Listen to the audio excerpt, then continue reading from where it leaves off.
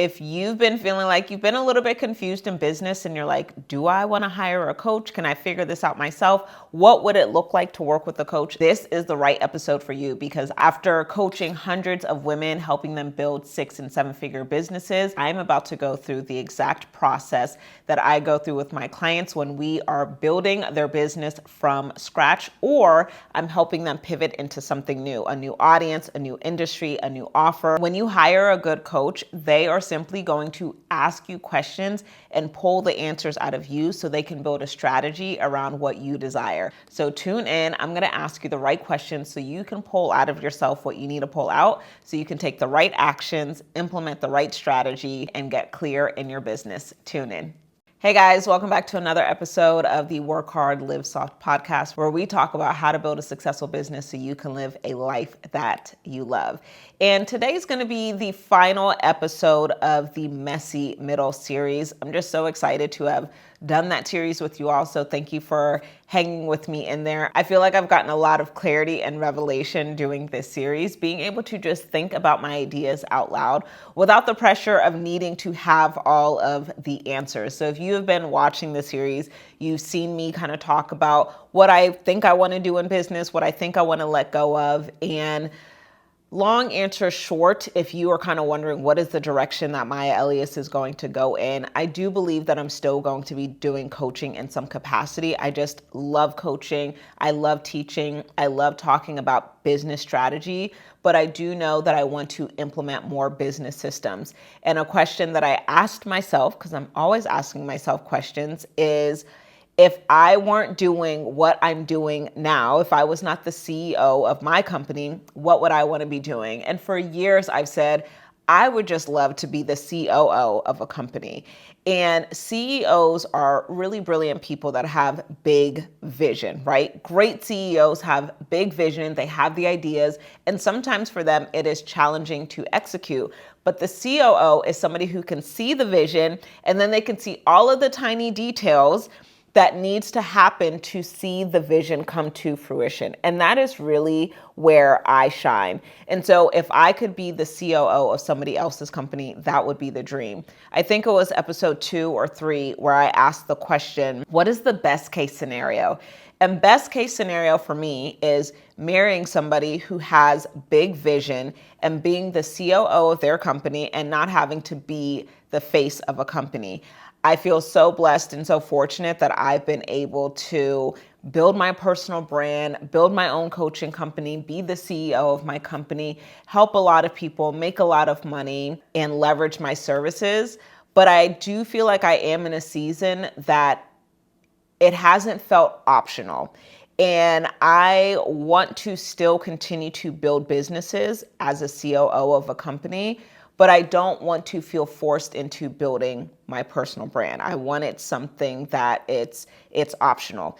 And so that's kind of the direction that I'm leaning in. So in this episode, I'm essentially going to coach myself and coach you into transitioning into a new industry and transitioning into new offers. Now, I've been running my coaching offer for I think maybe 7 years now, and hundreds of people have gone through it. They've launched new offers. A lot of what I've done with my career is helping people have a 5-figure launch or building a 6- or 7-figure business. At the end of the day, I simply want to help people package up their skills and their expertise and what they're really good at and make a coaching or consulting offer that they are excited about and that they can make good money with. Now, the direction I think I want to transition into is I want to help people with their operations. And so people who are already making between like 1.5 to 3 million, and they want to step into the CEO role, meaning they don't want to be all of the moving parts of their business. They don't want to be the graphic designer and the salesperson and the marketing person and the admin person and all of the things. And so I've been able to do that for my company, building my team, and it's something I truly enjoy doing for my clients. I've been able to run leadership retreats and help them and their team figure out how the CEO can get more freedom and put the CEO in the right role to help continue growing the company and scaling the company.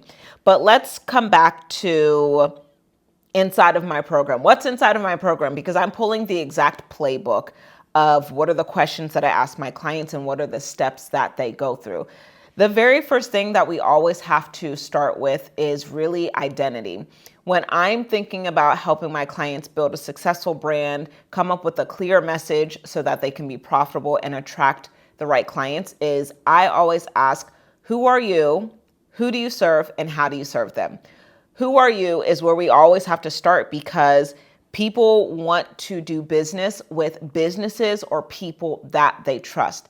And so when we're asking the question of who are you, typically where I like to start with my clients is, what is your brand story? We need to craft a strategic brand story that positions you as an expert, but it also humanizes your brand where people want to work with you. And so now that I'm thinking about kind of transitioning a little bit into doing operations and systems for seven-figure CEOs, I would have to recreate a brand story that creates a connection between me and my ideal client, which is now answering the question, who do you serve? So my brand story for quite a while has been how I dropped out of college, how I was a web and graphic designer, how I found my gifting in messaging, being a graphic designer, teaching my clients content strategy because having a pretty website wasn't enough, how I got into the coaching business, how I've been able to leverage webinars to have successful launches with my offers. And now I have to shift a brand story into how I've been the CEO of a multi-million-dollar company, how I've helped other CEOs step into the CEO role, and now how I have a vision to want to help other CEOs who have worked hard live a soft life by having the right systems. And so all of that is messaging, right? We need a brand story to be part of your message to connect with the right people. So I want you to think about, who do you want to help in your next season? Who do you want to connect with that you want to trust you enough to pay you? And then what is your brand story that you need to tell to create that connection? And your brand story isn't something that should necessarily be forced. It should simply just be true, right? Anytime I tell my brand story, I'm not making up things about myself to connect with people. I'm thinking about the relevant parts of my story that is going to align with my ideal client. Now, when I teach brand story, I talk about what's the past of your story. So what are your experiences? What's true for me is I started out as a MySpace designer, then I transitioned into web design, then I transitioned into one-on-one coaching, then I transitioned into group. I had my first six-figure year, then my first seven-figure year. I became a CEO. There's so many different aspects of your past and your experiences. Now, I think it was maybe an episode or two ago that I talked about creating your I did that receipts list. And so you can look at your receipts to reference some of your experiences and some of your past if you're not really quite sure what you want to talk about when it comes to your brand story. But your brand story is essentially just going to be your past experiences. That is going to show that you have been through some of the things that your clients have been through, but it's also going to show that you've been in your industry for long enough that your ideal client can trust you. What you also want to talk about, though, is the pain points that you have seen or that you have experienced. So pain points that I might reference now that I'm wanting to work with CEOs are overworking in my business, feeling like I'm running all of the parts of my business, not really feeling confident as a CEO and leading a team, getting my team to trust me, feeling like I am only supposed to be doing 2 jobs in my business, but I'm doing all of the jobs in my business, feeling like I'm overpaying on payroll because why do I have all these people on my team, but I'm still doing so much more work? So I can talk about the pain points as a result of my experiences. Then what you also want to talk about in your brand story is your pivot point, right? That aha moment when you're like, oh, it clicks for me now. I'm realizing I don't need to be doing this, or I should be doing something different. You have to have that epiphany moment in your brand story that takes you from the pain point essentially to the promised land. And so in your brand story, after you have this epiphany moment, after you have your pivot point, Then you have to talk about, okay, once I realized I was doing the wrong things, or once I realized what the right thing was to do, I created a unique process. And then this is the overall purpose of my brand story and why I do what I do today. And then you start talking about the mission and the vision behind what you do. So the first thing is really getting clear on your brand story.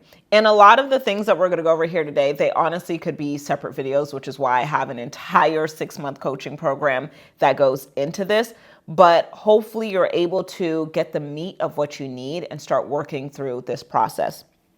So that's the first thing, getting clear on who you are by telling your brand story and also showing a little bit of your personality. You want to be able to humanize your brand. And then from the positioning side, you want to be clear on what do you want your title to be, right? Like, am I going to now move forward as an operations expert? Am I going to be a systems expert for 7-figure CEOs?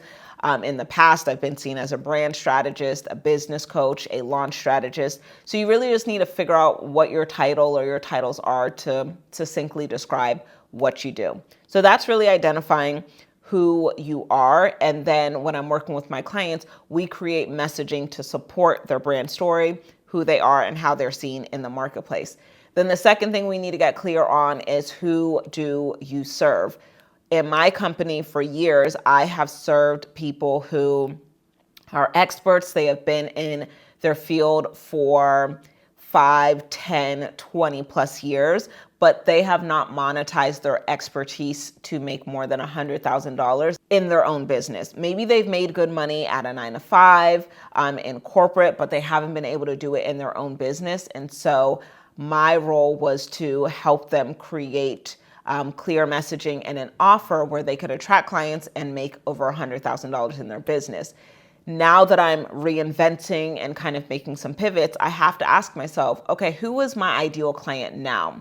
When you're thinking about your ideal client, you have to think about their pain points. It can't just be generically like, oh, I work with Black women who are also Christian and they're between the ages of 30 to 45. I mean, those things eventually kind of matter, but you have to really focus in on what is the pain that your ideal client is experiencing. And so when you're thinking about the pain that they are experiencing, you want to go back to your brand story and assuming that your ideal client is a version of who you once were, their current pain is a reflection of your past pain.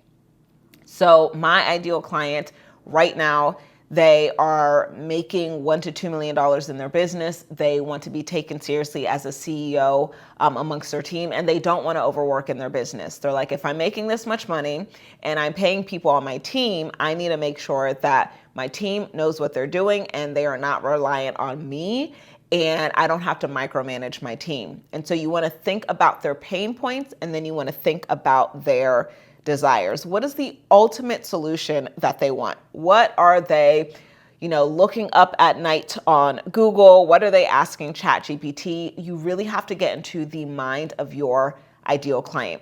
So that is something that you have to get clear on. And then you need to think about, where am I going to find these people? How am I going to attract these people?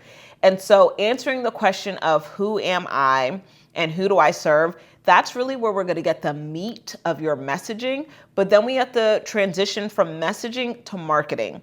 And marketing is getting your message in front of the right people. It's knowing where your people are spending time. So when I think about, the years of building my brand and I think about marketing, obviously creating content is a big part of marketing, right? It's talking about the same thing over and over and over so you can position yourself. And so marketing is about being consistent in how frequently you show up, but it's also being consistent in about the things you talk about. So when you Google Maya Elious podcast, you're going to see all of the podcasts that I have been on. And I'm talking about the same things over and over. I'm talking about messaging. I'm talking about brand strategy. I'm talking about purpose, impact, launching, building a 6-figure business. I've been talking about the same things for over a decade now. And so when you're thinking about your marketing, you need to make sure that you have keywords in your messaging and buzzwords in your messaging that when your ideal client sees it, they're like, oh my gosh, that's exactly what I need. And transparently speaking, the scariest part about going into reinvention, and I'll speak just for me, is wow, I have years of content that is speaking to the entrepreneur who is starting from scratch. I have years of content that is speaking to the entrepreneur who wants to figure out what their signature offer is and they want to make 6 figures in their business. Now that I'm wanting to attract CEOs who are running a $2 million business, I have to be intentional about putting myself out there with content and frameworks and keywords and buzzwords about the pain points and the struggles and the desires of my ideal client now. And so I now have to think about, where is my ideal client spending time? Because if I have spent all of this energy, on LinkedIn, on Facebook, on Instagram, talking to this client, I need to be strategic about getting in front of the new client. And so you need to ask yourself that. Where is my ideal client spending time? And because a lot of us are running online businesses, you're having to wonder, where are they spending time online? And because the online space is so saturated, you have to then ask yourself, whether they're on Threads, Instagram, Facebook, LinkedIn, when they're spending time in these online spaces, what is stopping them to actually pay attention to content? What do they need to see to stop the scroll and say, wait, I'm actually interested in what this person is saying. I might want to book a call with this person, or I want to listen more to what they're saying. And this is where you have to be strategic about the titles that you come up with for your YouTube videos or your podcast videos. This is where all of the hooks come in to play. And I think I talked about it on episode 3 of My Messy Middle, how sometimes marketing can feel just very gimmicky. And, I talked about how I'm annoyed with like the visual hooks and the fancy hooks that we need to come up with.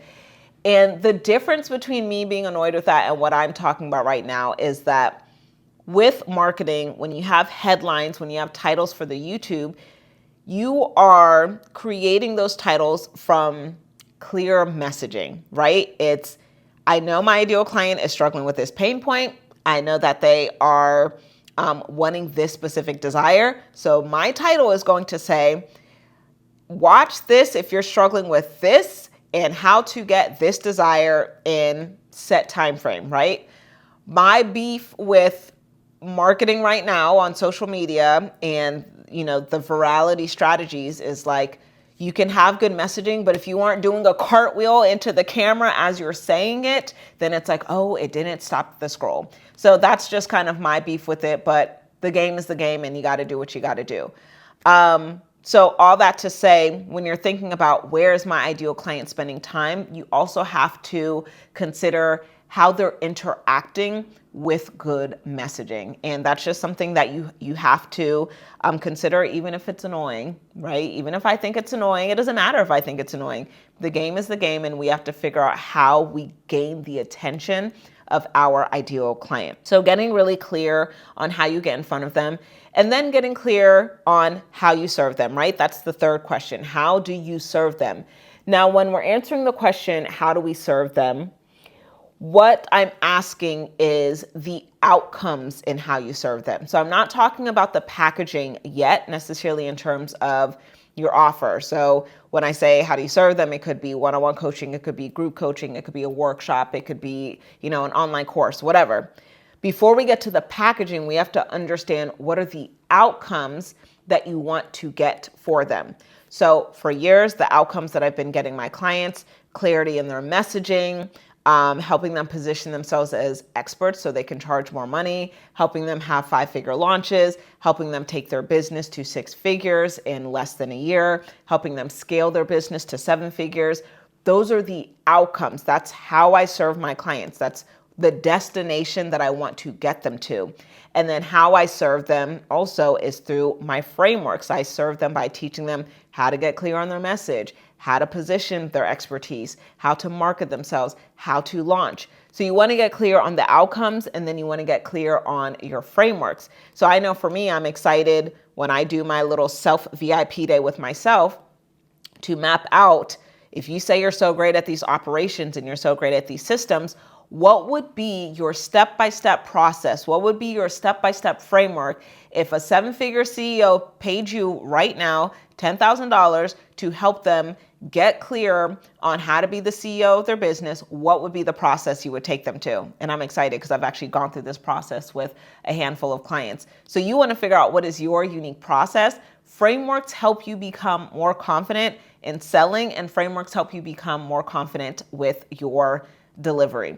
So when we're answering the question, how do you help them? We're talking about the outcome that we want to get for them. We're talking about your unique process.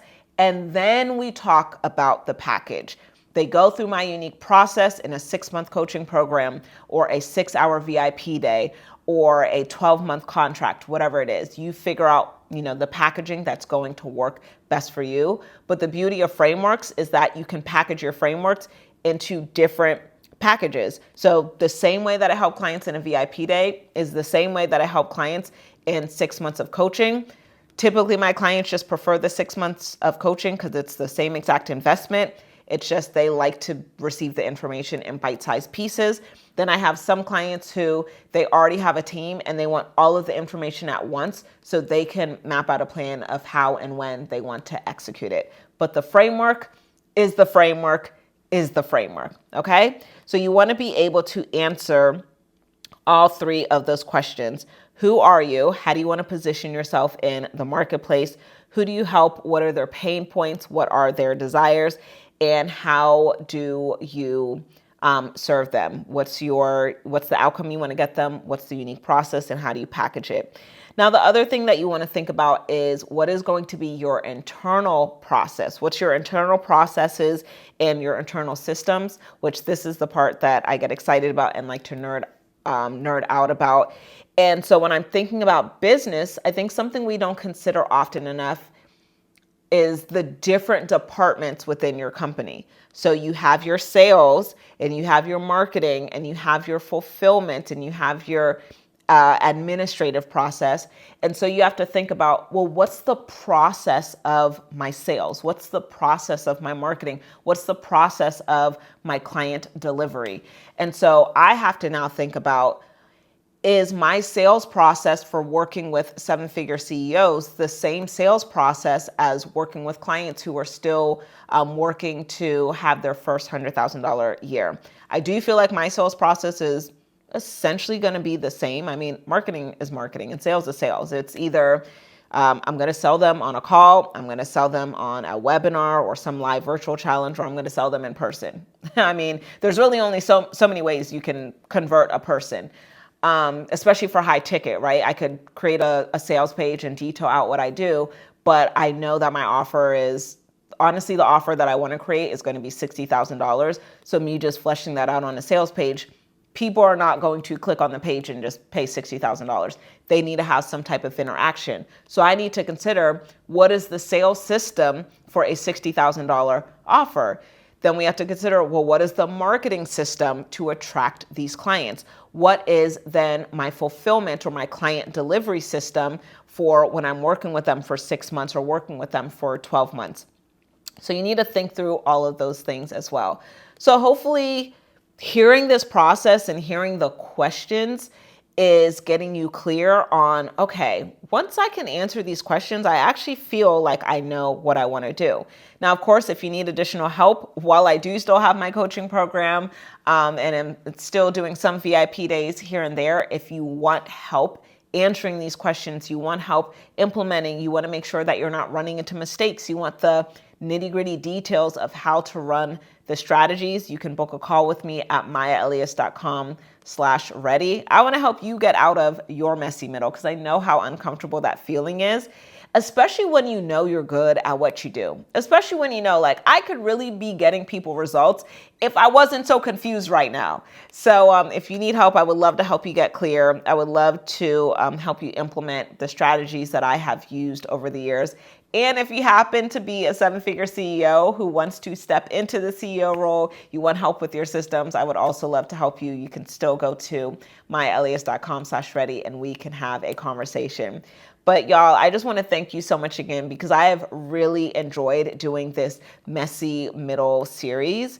It's allowed me to ask myself questions that I don't often take the time to reflect on and ask. And this is one of my favorite parts about being a coach because I create a space where women get to work on themselves and they get to work on their business and they get to answer questions that most people aren't asking them. And so I'm very grateful that you guys have allowed me to ask myself these questions transparently in front of you and really just figure out what I want to do. So you guys will be seeing some of my new offers. You'll see some changes being made, but I'm excited to continue the Work Hard, Live Soft community and the podcast and still continue to help you build a business and life that you love. So until next time, continue working hard so you can live soft. Take care.